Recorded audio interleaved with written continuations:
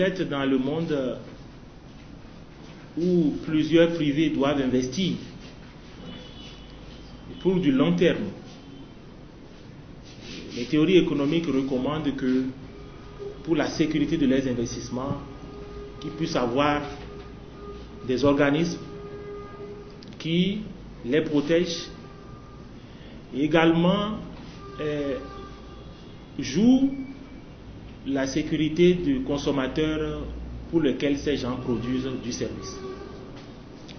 Donc la théorie de régulation est une théorie qui est depuis les années 83 et qui sont développées dans l'ensemble des grandes industries, des grands secteurs qui font appel aux gros investissements.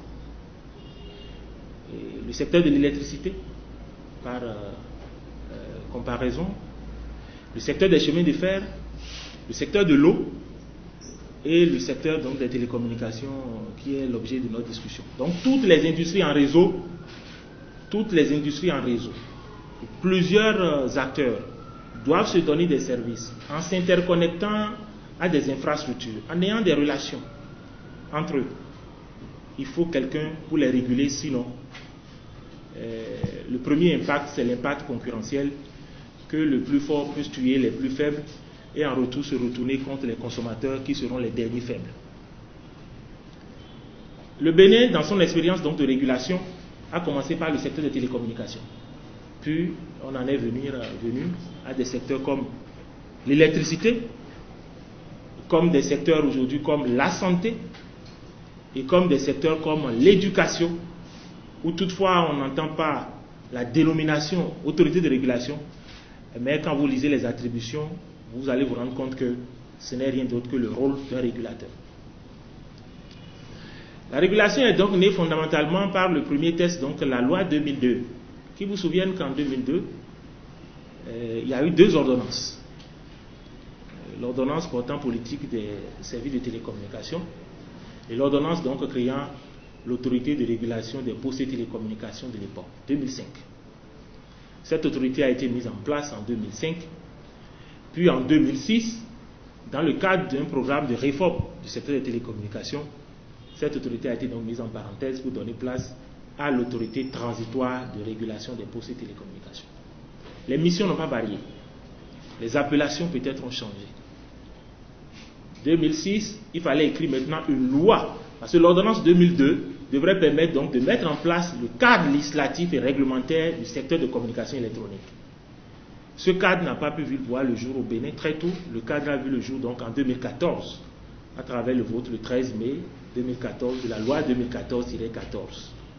Cette loi a été promulguée le 9 juillet 2014, donc l'ARCEP était née, qui n'est rien d'autre toujours que l'ATRPT dans tous les fondements, dans toutes les missions, mais avec un changement de sémantique, parce que au fur et à mesure que nous allons vers la convergence des réseaux, on ne parle plus de télécommunication, on parle de communication donc électronique.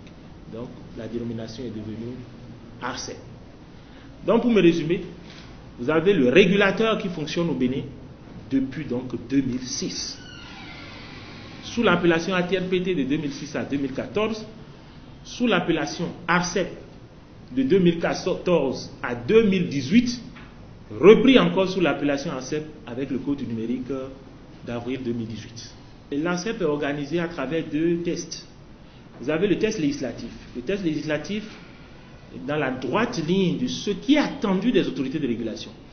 Parce que n'est pas autorité de régulation tout organisme. Est autorité de régulation l'organisme qui peut jouer quand même dans la transparence, dans l'expérience, dans la compétence. Et quand vous alignez ces 3 mots, vous retrouvez le concept d'indépendance. Donc, pour avoir ce concept d'indépendance et jouer son rôle d'arbitrage entre opérateurs, d'arbitrage entre consommateurs et opérateurs, la loi 2014, reprise donc par le Code du numérique, a prévu 2 organes pour l'autorité de régulation des communications électroniques. Vous avez le conseil de régulation. Vous avez le secrétariat exécutif. Vous avez un département des marchés de la prospective, parce que, on va en revenir, l'une de nos missions, c'est la régulation des marchés. Et vous avez le département donc, des affaires juridiques qui doit mettre en état les dossiers pour qu'on envoie donc au conseil de régulation. Maintenant, de façon plus ample, parlez-nous des missions assignées à l'ANSEP. Oui, merci encore une fois. Je peux résumer les missions de l'ANSEP en quatre étapes. Vous avez premièrement, organisme indépendant doté de la personnalité juridique. Nous avons comme mandat, premièrement, comme mission de contribuer à l'élaboration du cadre réglementaire. C'est-à-dire que le gouvernement ne saurait adopter un cadre réglementaire sans s'intéresser à notre expertise, puisque nous sommes dans le marché au quotidien et nous savons ce qui s'y vit. Donc, nous contribuons à l'élaboration du cadre réglementaire en donnant des avis sur des propositions de loi du gouvernement, en donnant des avis sur des propositions de réglementation, des propositions de décret, des propositions d'arrêté. Deuxièmement, nous sommes chargés donc de réguler les marchés. Il faut dire aujourd'hui que nous avons deux secteurs à gérer. Nous avons le secteur des communications électroniques, nous avons le secteur de la poste. Et tous ces secteurs, il y a d'abord des marchés. Quand nous disons les marchés, nous avons les fournisseurs et nous avons les consommateurs.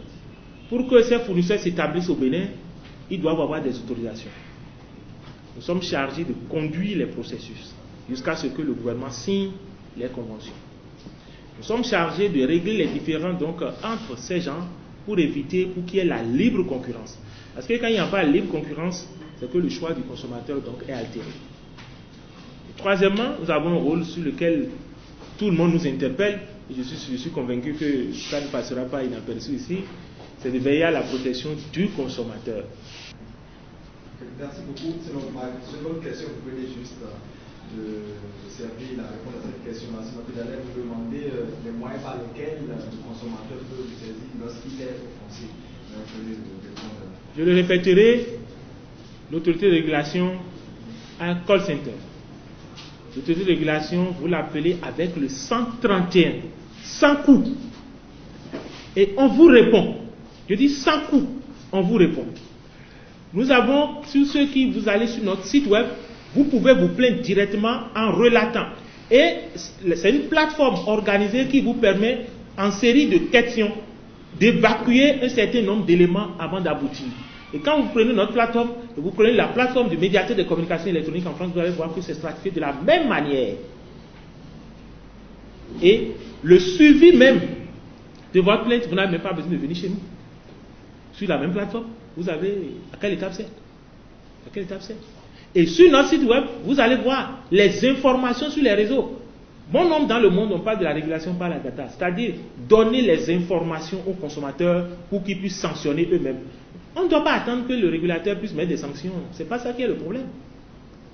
Je vous dis, par mon expérience, que le consommateur, quand 0,01% de ses consommateurs le quittent dans une semaine, il cherche des solutions. Il cherche des solutions plus rapidement, même quand il est sanctionné par le régulateur. Et pourquoi vous quittiez, c'est quoi? C'est d'aller voir les chiffres, dire oui, là-bas c'est mieux, il faut que j'aille maintenant à Mou, il faut que j'aille maintenant à MTN. C'est dans ce jeu-là que l'investissement sera accru. C'est en faisant comme ça, de déplacer le curseur. C'est les consommateurs qui doivent déplacer le curseur. C'est eux qui doivent déplacer le curseur. Je vois des gens qui viennent me dire, ouais, tel réseau est mauvais. Je dis oui, d'accord. Mais je t'en ai offert la possibilité de 2 euros.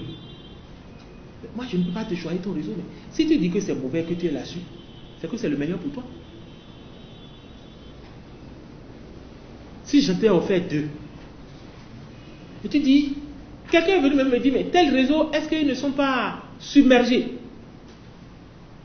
Je dis, mais s'ils sont submergés et que vous y êtes, c'est que c'est le meilleur qu'il y a aujourd'hui.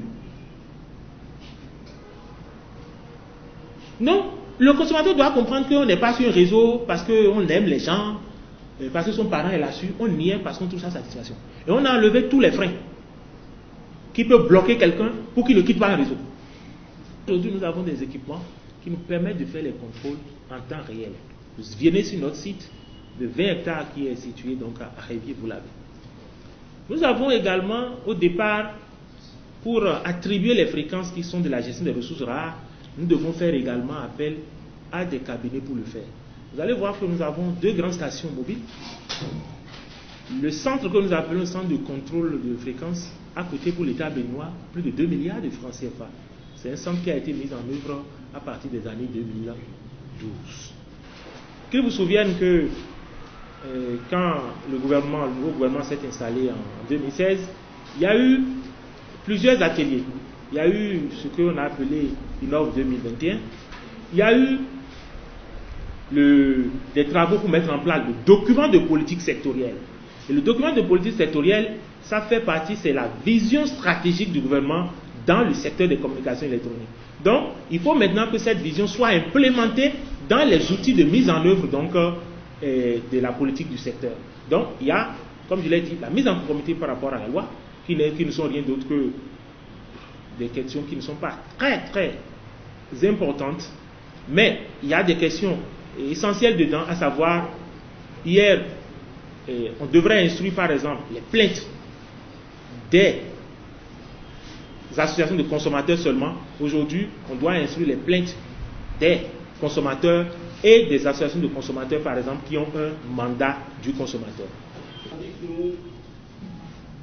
Quel conseil que vous donnez aux jeunes en quête d'emploi au Bénin, puisque le problème est le plus? Je vous dis, parmi les dossiers que moi je reçois par jour à l'ARCEP, il n'y a pas ce jour, oui, au moins 10% doivent être des demandes d'emploi ou des demandes de stage. Et la vraie question aussi, c'est que même l'enfant qui te dit, le jeune, et des fois ils sont meilleurs, hein, ils sont très disponibles, très disposés. On leur confie des projets. Mais quand il finit, il te dit stage professionnel, mais quand il finit, il est obligé de te redemander encore stage professionnel. Il te redemande stage professionnel. Et quand j'observe, j'en discute souvent avec le président du conseil, on se dit, bon, il y a une problématique. Est-ce que nous devons être encore en quête d'emploi? Il n'y a plus l'emploi.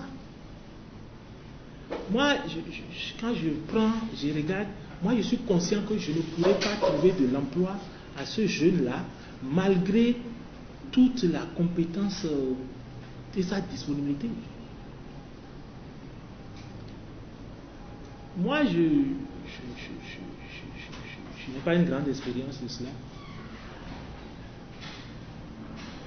Mais je recommanderais plutôt que tout gouvernant que nous sommes, M. Dossou, vous-même, y compris moi, tout le monde, on travaille quand même à créer un environnement où le jeune puisse se mettre en place, que lui donner de l'emploi. Cette question sera posée à tous les gouvernants, mais ça ne donnera jamais de réponse sans qu'on comprenne que la problématique de l'emploi s'est déplacée et il faut que chacun s'en mêle. Ça, franchement, cette question, aucun gouvernement ne réglera cette question.